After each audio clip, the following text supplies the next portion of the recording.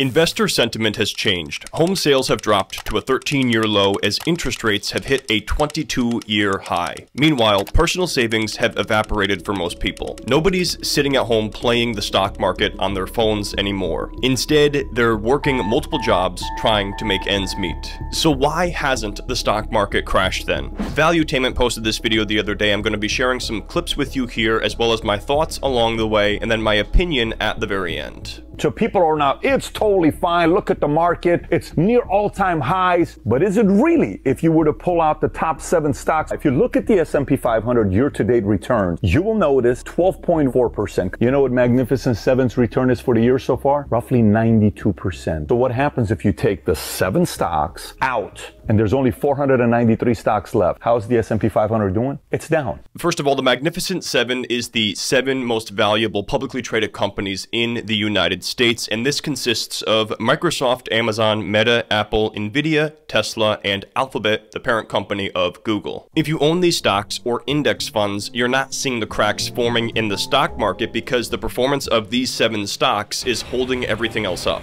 While that might not sound fair, that's because this is a market value weighted index, and what that means is the more valuable a company is, the more weight it's going to carry within that investment portfolio. The problem being here is that the top 7 companies have become so darn valuable, they're making up literally more than a quarter of the entire index. This divide is happening in everyday life too. The middle class is disappearing. What you have is this smaller and smaller group at the top, having all of the control and all of the money, and those at the bottom are suffering. Here's U.S. interest rate hikes in the history of America. When we raise rates, we have never raised 4.88 percentage points as quickly as we did in the States. In layman's terms, interest rates go up and down, and this is like the gas pedal and the brake pedal on a car. Basically, the Federal Reserve has slammed on the brakes faster than they ever have before in recent history. Hit the brakes!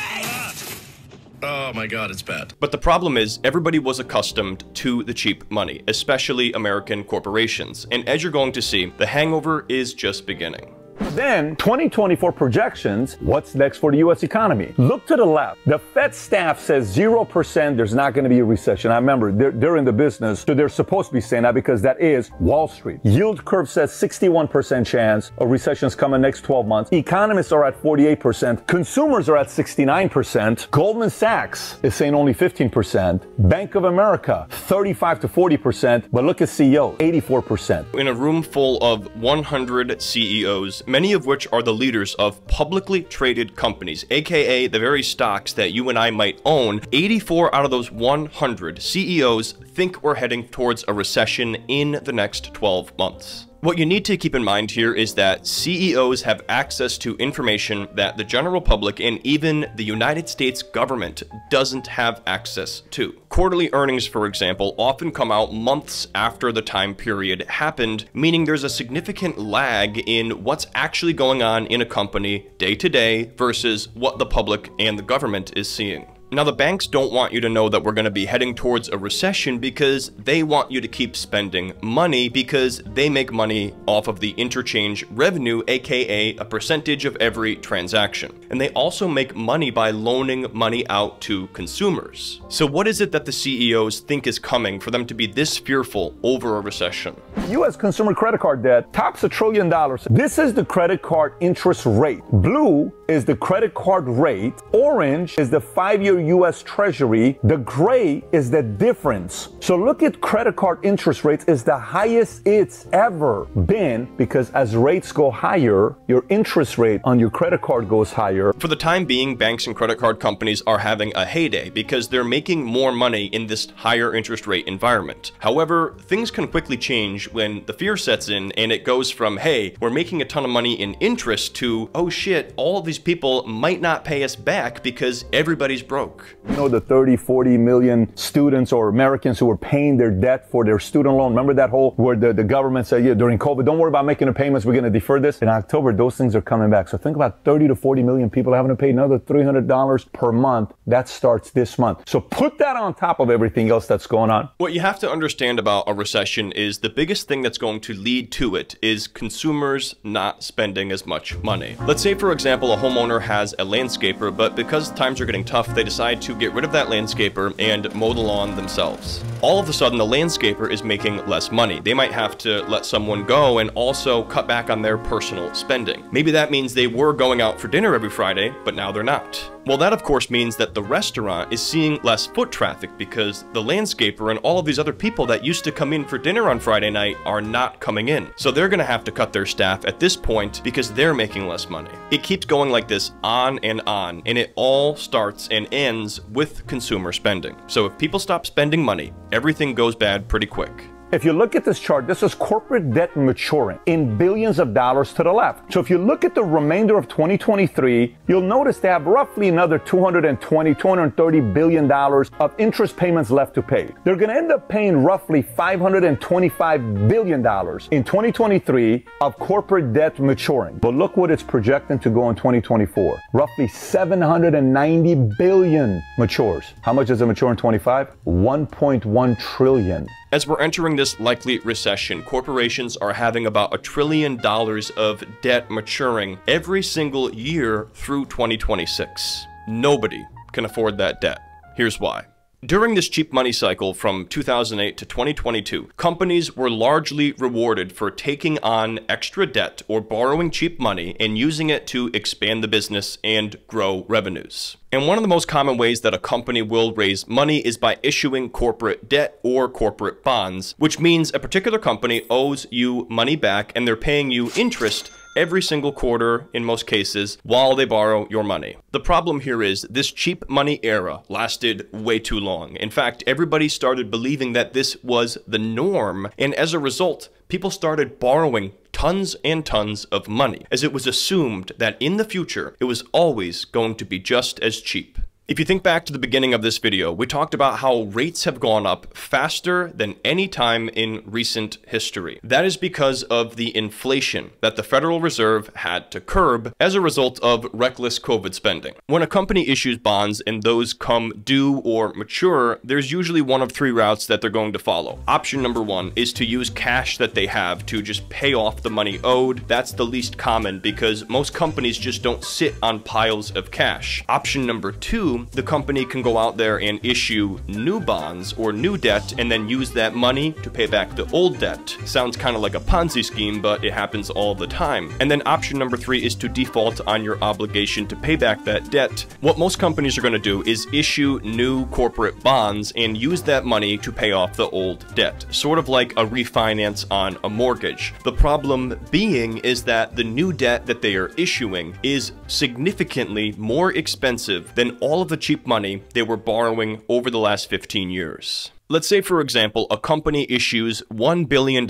in corporate bonds issued at a 5% yield or rate of interest, which means that they're paying every single year $50 million in interest. Well, now that the bond has matured or come due, they owe that $1 billion back, but if they don't have it, they have to go out and borrow new money. The problem being is that instead of having a 5% yield, they now have to compete with all of these other lower risk or risk-free options. So let's say instead of a 5% yield, they now have to pay a 12% yield in order to have a compelling offer to attract investors. Well, that means on that $1 billion borrowed, they're now going to be paying $120 million per year in interest instead of just the $50 million per year that they were accustomed to paying during the cheap money cycle. When you have a ton of money borrowed, it doesn't take much for your interest servicing costs to spiral out of control. And this is why when we asked the question at the beginning, who is the least optimistic about recession? 84% CEOs. Maybe they know something that others don't because they know that debt is coming. You know, there's a ton of channels out there that cover topics like this, but I really have to commend Valuetainment and Patrick Bet-David because they just explain things so simply in a way that literally anyone out there can understand. And that corporate debt problem that we just talked about, in my opinion, is the precise reason why 84% of those CEOs are concerned about the upcoming recession, and that's exactly what Pat here is laughing about too. They know that this is going to be a big problem for them. They're entering a potential recession. There's going to be less spending, less money coming in, lower revenues. But at the same time, the interest servicing cost is likely going to skyrocket if they were one of the many companies out there that borrowed cheap money to reward shareholders with artificial growth. But there's one group here that we haven't talked about. We've talked about corporations, we've talked about consumers, but what about the US government and all of the debt that the government has? So US roughly owes $33 trillion of national debt. Math would tell you and I that each 1% increase in interest rates pushes the government's interest expense up by, you know how much? $320 billion each percent. Each 3% is $1 trillion. Now here's a crazy way to think about this. If every citizen in the United States was burdening that interest cost themselves, that would mean that every 1% that interest rates go up, it's going to cost every person, every citizen in the US, another $964 per year just to cover the interest. That wouldn't touch a penny of the principal or the original dollar value that was borrowed. Here's what this is. The green is the tax revenue our government gets every year from you and I. The orange is our GDP. The blue is our interest payment, and the red is our debt, the $33 trillion debt. Look how many years ago in 1980, everything was right next to each other, just 43 years ago. They're neck and neck. All of a sudden, boom, the red goes off to the roof. You know, maybe this is a problem we could have solved 10 years ago. 20 years ago, we definitely could have solved it. But today, there's no hope here. There's no answer to this problem. There's no way to solve something like this. This is an absolute debt crisis, and it's going to be interesting to see what happens from here. So to bring things back full circle here to the stock market, if all of this is going on, then why hasn't the stock market overall crashed? The graph below shows the Fed fund rate and the time as measured in months from the last in a series of rate hikes preceding each recession since 1981. They're increasing the rates. Boom, they stop raising. How long did it take until recession hit? 6, 15 months, 8 months, 17 months, 10 months. It takes roughly 11 months from the moment we stop raising interest rates that recession appears. So this lag effect is the very reason why the stock market hasn't crashed yet. It's definitely coming, and the Federal Reserve just held rates steady at their most recent meeting. So if this is the top of the tightening cycle, that means that in 11 months, which would put us in the fall of 2024, that might be when we would expect to see the big crash or recession. We just did a video the other day about the housing market and whether or not we're going to see a crash there. And what we found is that the inventory on the US housing market has doubled in just the last 18 months. So you might be hearing that there's no inventory on the housing market, but there's more to the story there. So be sure to check out that video in the corner as well as my video on the EV bubble. For me personally, I've been preparing for the potential crash or recession for a while now. I'm sitting on cash, I'm being very conservative, I'm spending next to nothing and waiting for what many call the rich person's garage sale, aka the recession. But most of all, I would love to hear what you think in the comment section below. So tell me, do you think there's going to be a recession? How are you personally preparing your investments? And overall, when do you think we're going to see the next crash? Thank you so much for tuning in. Don't forget to grab a copy of my book, From Side Hustle to Main Hustle to Millionaire, available at Barnes & Noble locations across the United States. You can grab a copy over on Amazon, or there's the author-narrated version on Audible. This is a step-by-step guide on how to get your side hustle off the ground in my footprint, whether that's a digital side hustle or what we call a real-world side hustle. Don't forget to subscribe and hit the bell for future notifications. You can click below to start watching the next video, and I'll see you there.